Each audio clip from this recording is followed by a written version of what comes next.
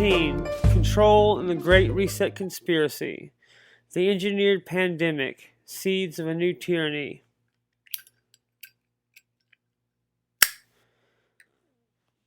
They want you to believe it was a random act of nature, an unfortunate coincidence, a bat in a market, a virus jumping species, a plague that swept across the globe, necessitating unprecedented measures for the sake of public health. But pull back the curtain, peer into the shadows, and a far more sinister picture begins to emerge. COVID-19 wasn't just a virus, it was an ideological virus, meticulously crafted and strategically deployed. Who were they? The question hangs in the smoky air, unanswered, but heavy with implication. The global elites, shadowy governments, unseen hands pulling the levers of power. They are the architects of control, the masters of manipulation, the ones who benefit from chaos and fear. Their immediate goals weren't merely about safety. They were about economic restructuring, societal control, and the consolidation of power. The pandemic provided the perfect pretext. Consider the basic liberties that were suspended, one by one, like dominoes falling in a carefully orchestrated sequence. Freedom of assembly, protests silenced, gatherings banned, the right to dissent crushed under the boot of quote-unquote emergency measures. Freedom of movement, borders closed, travel restricted, citizens confined to their homes like prisoners in their own land. Bodily autonomy, mandates imposed, coercion employed, the right to choose what goes into your body stripped away in the name of the greater good. Right to work, businesses shuttered, livelihoods destroyed, economic dependence on the state manufactured under the guise of relief. Freedom of worship, churches closed, religious gatherings forbidden, spiritual solace denied during a time of unprecedented fear and uncertainty. The psychological mechanisms of compliance were chillingly effective. Fear-based manipulation, amplified by compliant media, saturated the airwaves. Propaganda, disguised as public service announcements, reinforced the official narrative, demonizing dissenters and rewarding obedience. Censorship became the norm, with dissenting voices silenced and alternative perspectives suppressed. The mantra of trust the experts was weaponized to shut down critical thinking and independent inquiry. This isn't the overt tyranny of jackboots and gulags. It's a more subtle, technologically enhanced form of authoritarianism. A world where your every move is tracked, your every purchase monitored, your every thought scrutinized. A world where dissent is punished, conformity is rewarded, and freedom is merely an illusion. They were building a digital prison, brick by digital brick, and they are using the pandemic as construction site. The seeds of a new tyranny have been sown. The question is, will we stand idly by as they take root, or will we rise up and reclaim our freedom before it's too late? The hour is late, and the shadows are long, and the stakes have never been higher. COVID-19, deconstructing the official narrative, a Trojan horse for global control.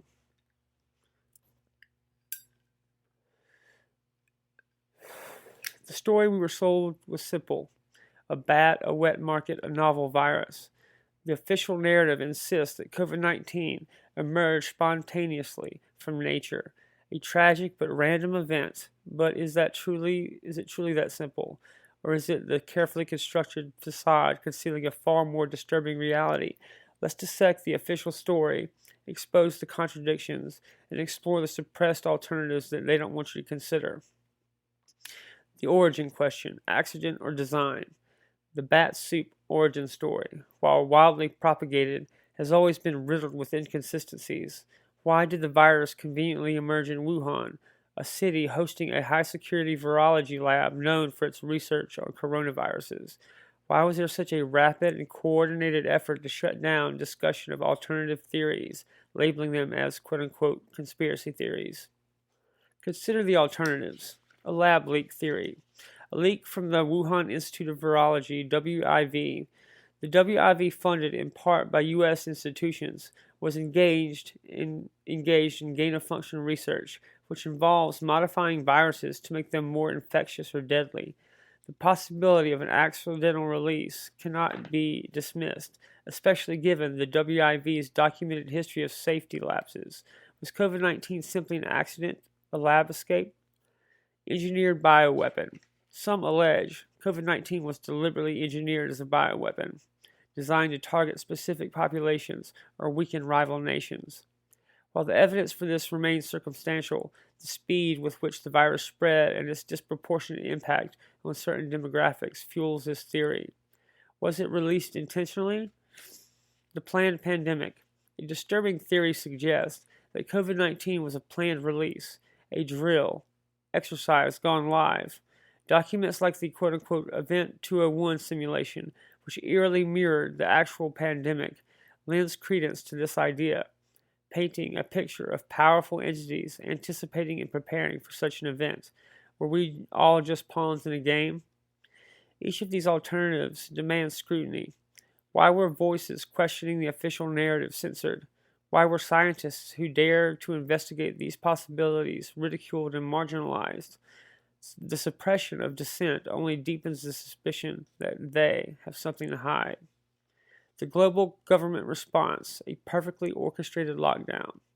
The pandemic triggered an unprecedented global response. Lockdowns, mask mandates, travel restrictions, and vaccine passports.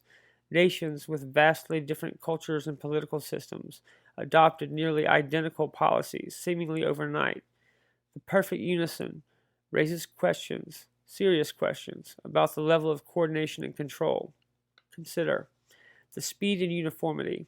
The speed with which nations implemented lockdowns and other measures was unprecedented.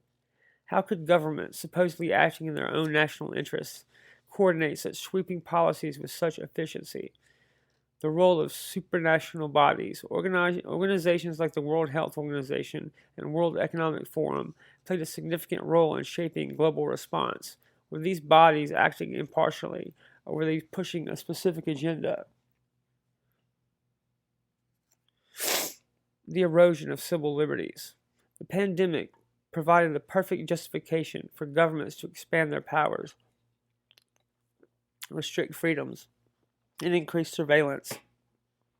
Are these measures temporary, or are they a permanent feature of the new normal? The science for sale, the corruption of expertise. We're constantly told to trust the science, but what if the science was compromised, manipulated, or funded by entities with vested interests? Big Pharma, with its billions of dollars in profits from vaccines and treatments, certainly had a strong incentive to promote a particular narrative. Globalist organizations like the WEF, with their agenda of stakeholder capitalism and the Great Reset, also had a clear interest in shaping the pandemic response. Question: funding and bias. Who funded the research that shaped the official narrative? Were the conflicts of interest that influenced the conclusions? A lot of funding for the Wuhan Institute of Virology came from USAID, which has been known to be a CIA front. Suppressed data. Was data that challenged the official narrative suppressed or ignored?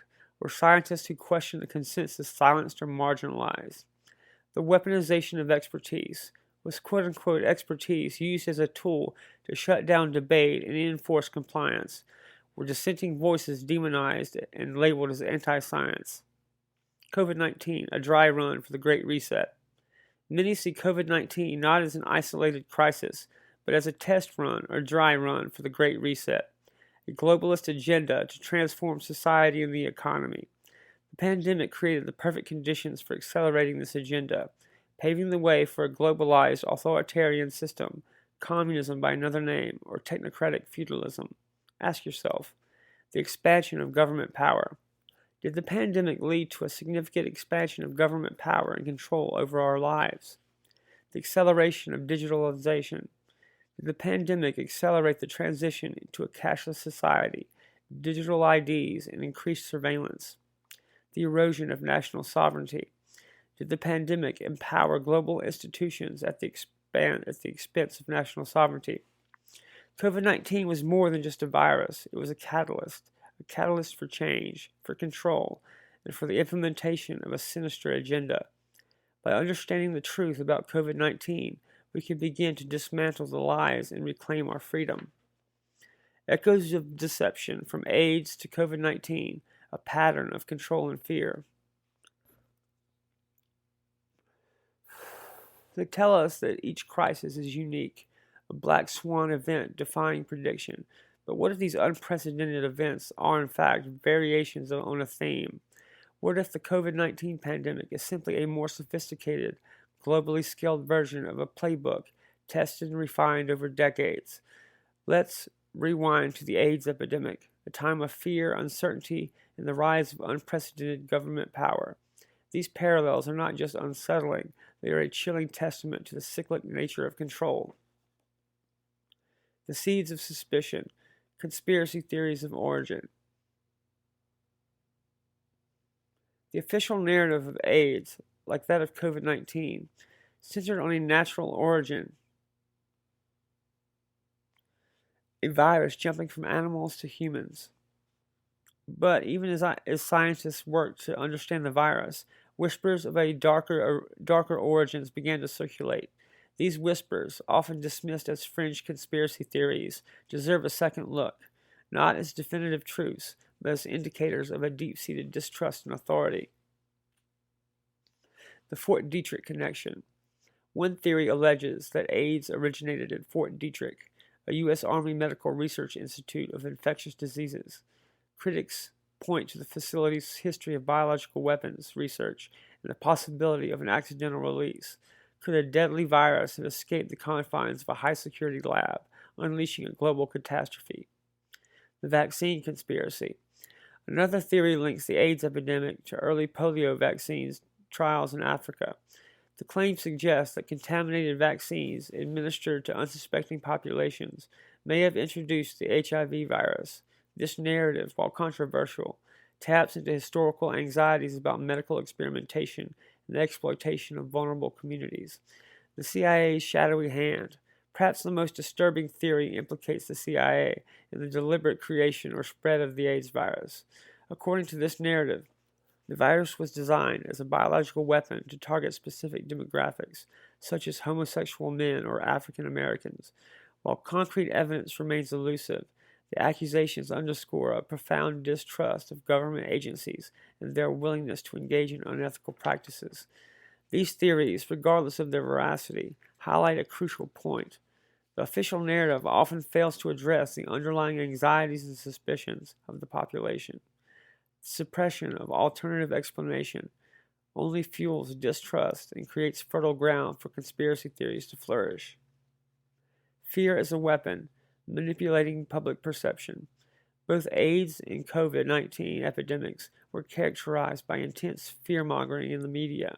Sensationalized headlines, alarming statistics, and the constant threat of death created a climate of panic and anxiety. This fear, whether intentionally manufactured or simply a byproduct of the crisis, was then used to justify unprecedented government interventions. Social stigma and demonization. During the AIDS crisis, homosexual men were often stigmatized and demonized as vectors of disease. This prejudice fueled discriminatory policies and hindered efforts to combat the epidemic. Similarly, during the COVID-19 pandemic, those who questioned the official narrative or refused to comply with mandates were often labeled as anti-science or selfish, further dividing society and silencing dissent. The rush to pharmaceutical solutions. Both epidemics saw a frantic race to develop vaccines and treatments. While scientific progress is crucial, the speed and intensity of these efforts raised questions about potential conflicts of interest and the prioritization of profits over safety. Were pharmaceutical companies truly motivated by public health, or were they simply seeking to capitalize on a crisis? Suppression of alternative treatments. In both cases, alternative or unconventional treatments were often dismissed or suppressed by the medical establishment. This created a sense of limited options and reinforced the dominance of mainstream pharmaceutical approaches, were effective treatments being ignored or suppressed in favor of more profitable options. In the very beginning of the COVID-19 pandemic, Donald Trump advocated hydroxychloroquine and ivermectin as treatments, as therapeutics, cheap and readily available. And everyone in the media said, if Donald Trump, is this what Donald Trump suggests, I'm not doing it. And this directly costs lives and has been proven to be effective. Uh, they're proven to be effective over time to fight COVID-19. The erosion of liberty, a recurring pattern. Perhaps the most concerning parallel between the AIDS and COVID-19 epidemics is the erosion of individual liberties under the guise of public health. In both cases, governments expanded their powers, restricted freedoms, and increased surveillance in the name of protecting the population. The question remains, were these measures truly necessary, or were they a means of consolidating control? Increased surveillance. The AIDS epidemic led to the implementation of contact tracing programs and mandatory testing in some areas, raising concerns about privacy and discrimination. The COVID-19 pandemic saw an even more dramatic expansion of surveillance, with governments tracking citizens' movements, monitoring their health status, and censoring dissenting voices online. Restrictions on movement and assembly. Both epidemics resulted in restrictions on movement and assembly. During the AIDS crisis, bathhouses and other gathering places for homosexual men were often closed down. The COVID-19 pandemic saw widespread lockdowns, travel restrictions, and bans on public gatherings, effectively shutting down entire societies. Mandatory medical interventions. The debate over mandatory vaccinations and treatments has been a recurring theme in both epidemics.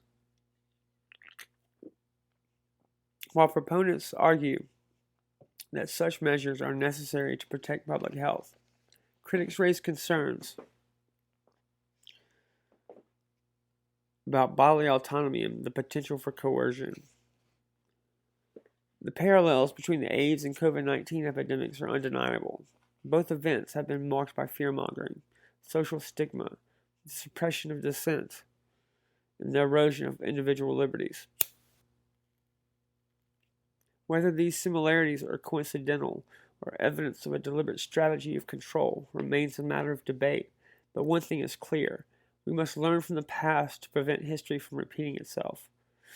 The Great Reset, engineering a global authoritarian state under the guise of crisis. A long drag. They present it as an evolution, a necessary adaptation to a changing world, a reset button for a broken system.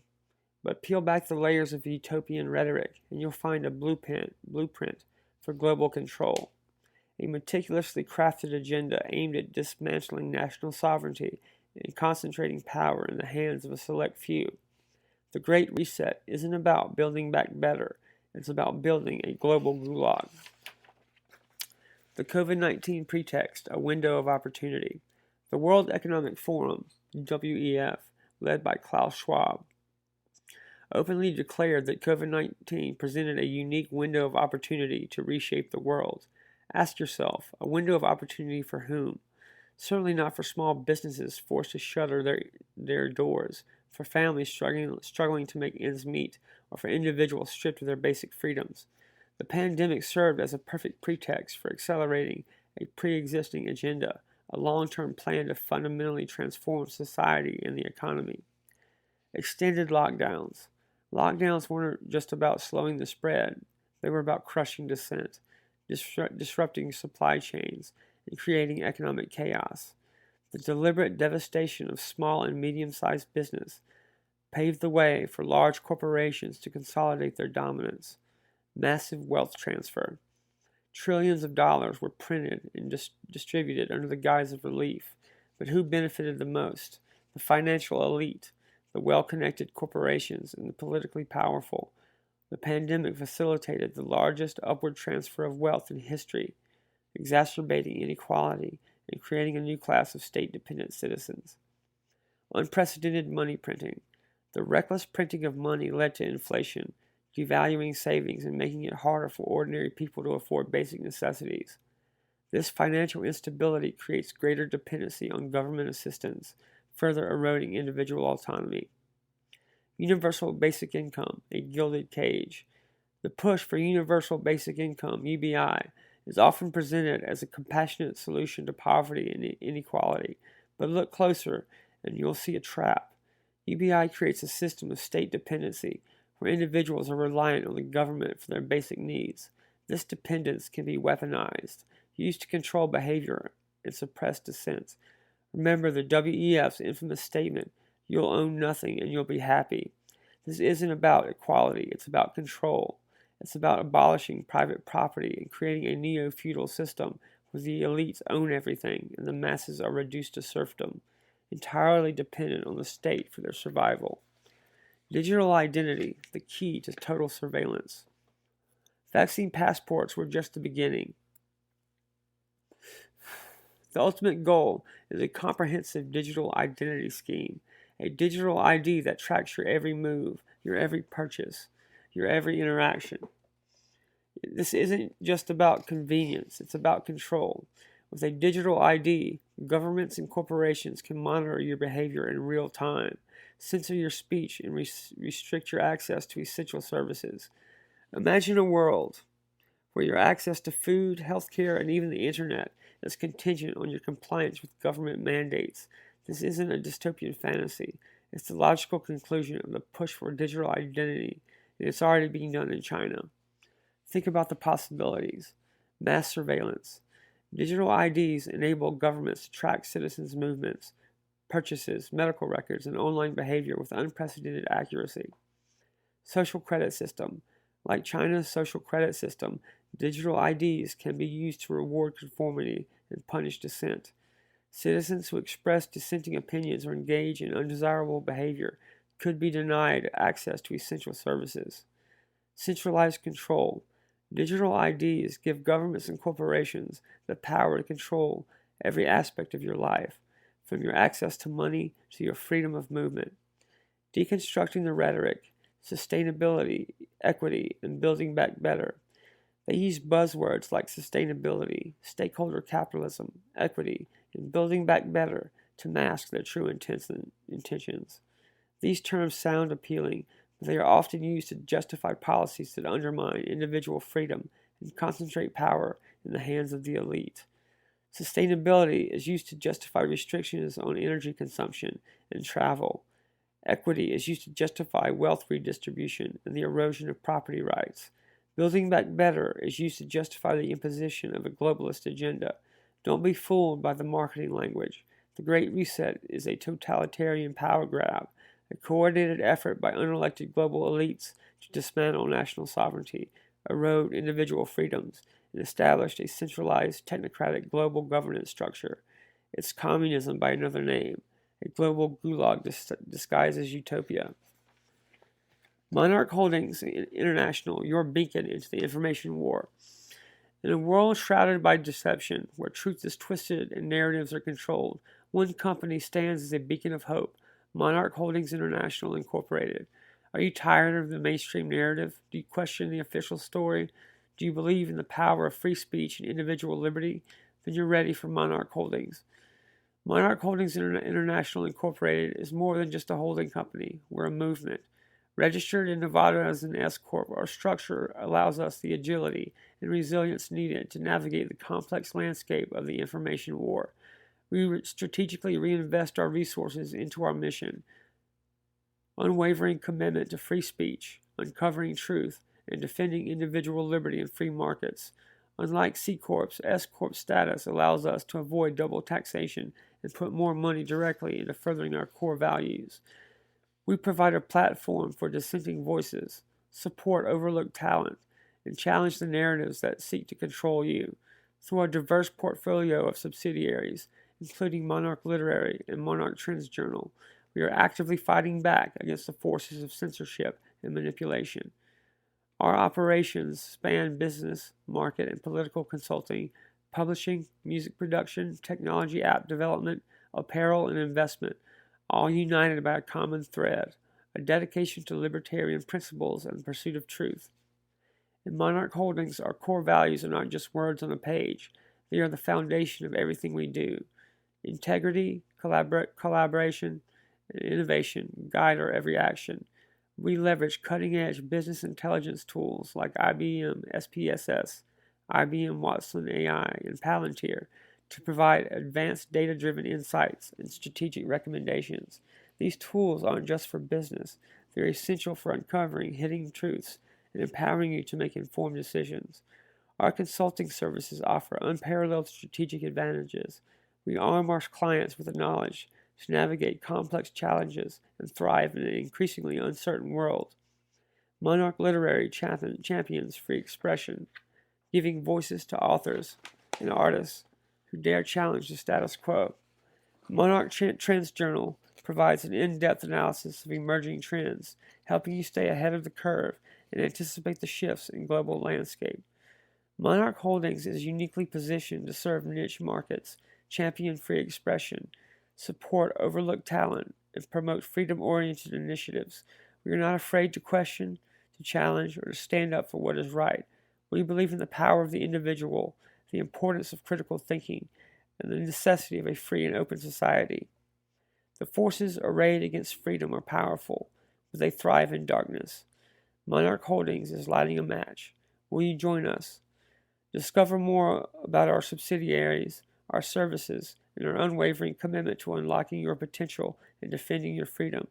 Visit us at monarchholdingsinternational.com or contact us directly.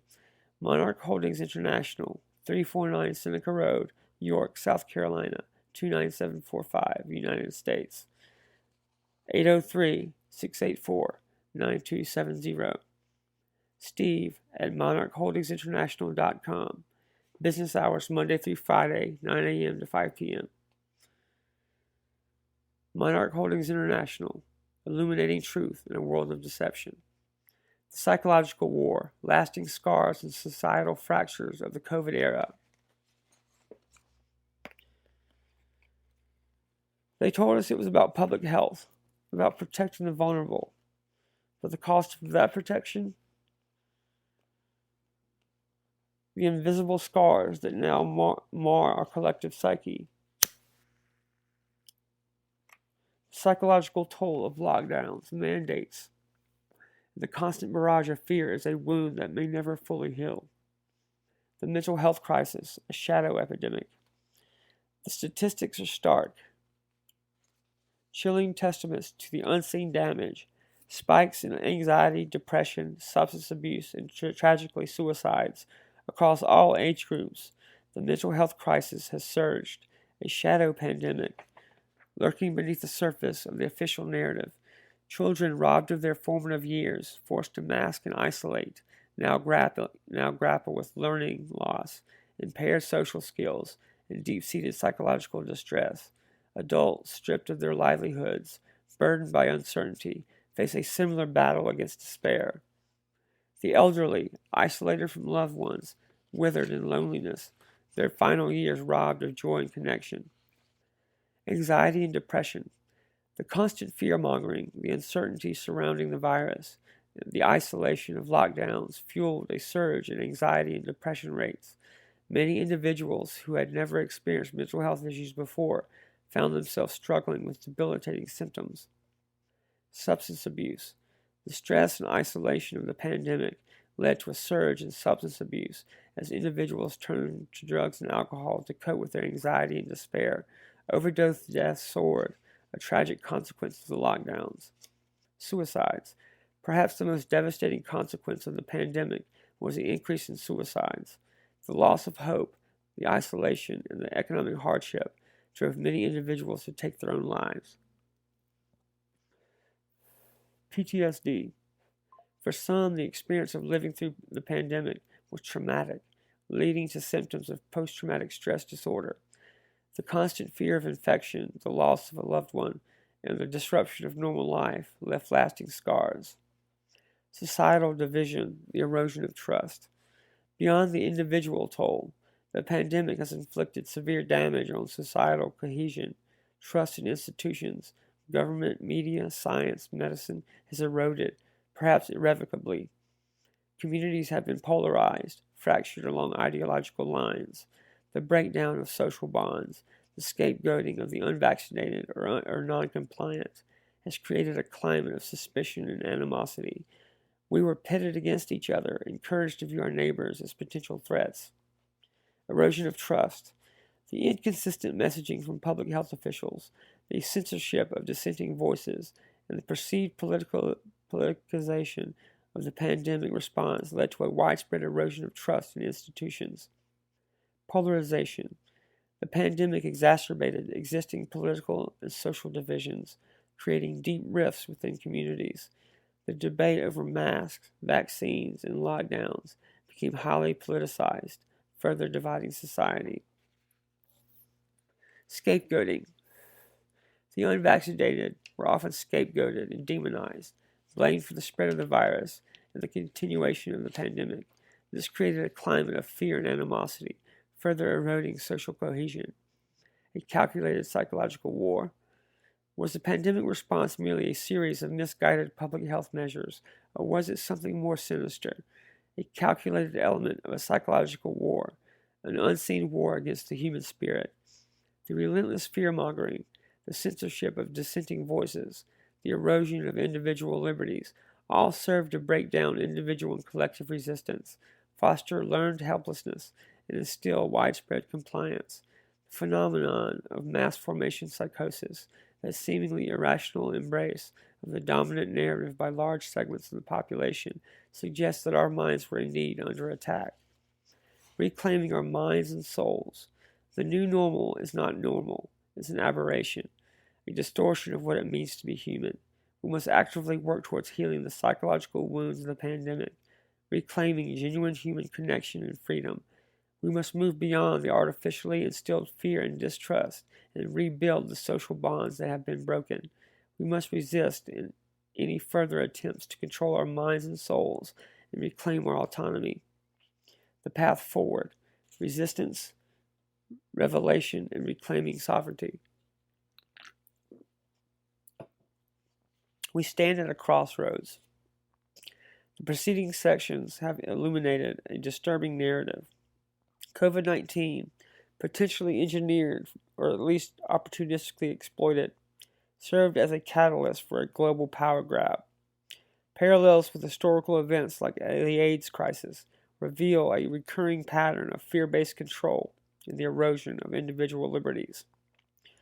The declared agenda of the Great Reset threatens to usher in an era of global governance, diminished national sovereignty, and a technocratic New World Order, a system some describe as a modern form of communism or collectivism. But this is not a call to despair, it is a call to action. The time for passive observation is over. We must reject the paralysis of fear and embrace a spirit of relentless inquiry. Question everything. Do your own research. Seek truth relentlessly, even when it challenges the comfortable narratives presented by mainstream media and established institutions. The answers are out there, but they require vigilant searching and a willingness to confront uncomfortable realities. Actionable resistance, reclaiming our freedoms. How do we resist the ongoing erosion of our liberty? The path forward requires a multifaceted approach, a commitment to both individual and collective action. While specific tactics may vary depending on local circumstances and individual capabilities, here are some general guidelines. Support independent media and citizen journalism. The mainstream media has largely become a mouthpiece for the established narrative. Seek out alternative sources of information, independent journalists, researchers, and commentators who are willing to challenge the official story. Support these voices through subscriptions, donations, and amplification of their message. Build strong local communities and parallel structures. The strength of any resistance movement lies in its grassroots organization. Build strong relationships with your neighbors. Support local businesses and create parallel structures that operate outside the control of the established system. This could include community gardens, alternative healthcare networks, and independent educational initiatives. Practice civil disobedience against perceived unjust laws or mandates. Nonviolent resistance has a long and powerful history of challenging unjust authority.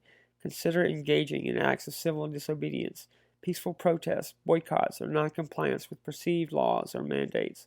Be mindful of potential consequences and act with courage and conviction. Advocate vociferously for free speech and medical freedom. The right to express dissenting opinions and make informed decisions about your own health care are fundamental freedoms that must vigorously be defended. Speak out against censorship. Support organizations that advocate for free speech and resist any attempts to mandate medical interventions. Hold power accountable. Demand transparency from your elected officials and hold them accountable for their actions. Support candidates who champion individual liberty and limited government. Advocate for policies that protect freedom and promote a more just and equitable society. Remember, they rely on your compliance and your ignorance. Knowledge is power, and resistance is our civic duty. Monarch Holdings International, a resource for the awakening. In this information war, organizations like Monarch Holdings International, monarchholdingsinternational.com, play a vital role. They serve as a crucial resource for allies and those who dare to question and actively fight for truth and liberty. By providing platforms for dissenting voices, supporting independent journalism, and promoting freedom-oriented initiatives, they empower individuals to resist the forces of control and reclaim their sovereignty. The fight for freedom is not over, it's evolving. We must remain vigilant and courageous and steadfast in our commitment to reclaiming individual and collective sovereignty against the perceived globalist authoritarian threat.